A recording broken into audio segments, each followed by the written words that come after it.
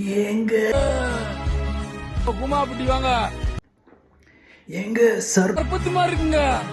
ஏங்க தமிழ்நாட்டுலங்க ஓடாங்க ஸ்டார்ட் ஆயிருச்சு.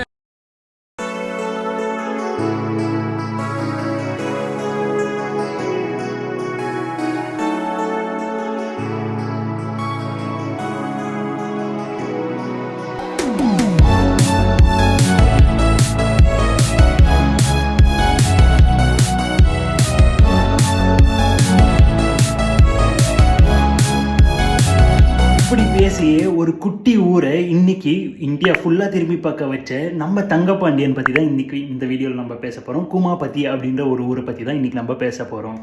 இப்போது இந்த ஊர் வந்து பார்த்திங்கன்னா அவருடைய ரீல் ஏங்க அப்படின்றது வந்து பார்த்திங்கன்னா என் மண்டியில் ஓடிக்கிட்டே இருக்குது. அந்த அளவுக்கு ட்ரெயின் பண்ணி வச்சுருக்காரு. அந்த ஊரையும் அந்த அளவுக்கு ஃபேமஸ் பண்ணி வச்சுருக்காரு. இன்றைக்கி ஒரு டூரிசம் பிளேஸாகவே.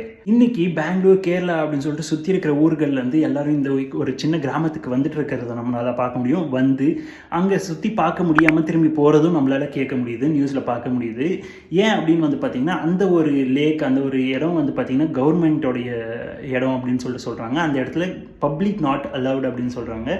மோஸ்ட் ப்ராப்ளி இன்னும் ஒரு சில நாட்களில் அது ஒரு டூரிசம் பிளேஸாக கவர்மெண்ட்டால் ஒரு பெட்டரான ஒரு வெர்ஷனாக ஓப்பன் பண்ண முடியும் அப்படின்னு சொல்லிட்டு நம்புகிறேன். பட் இது வந்து பிரச்சனை இல்லை.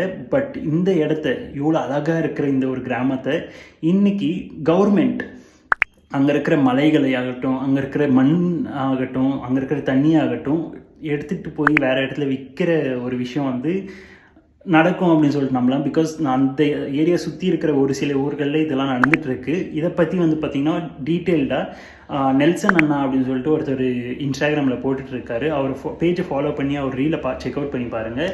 நான் அவருடைய ஐடி வந்து கமெண்ட்ஸ்லேயும் இங்கே போடுறேன், இந்தியன் பாட்காஸ்ட் அப்படின்னு சொல்லிட்டு.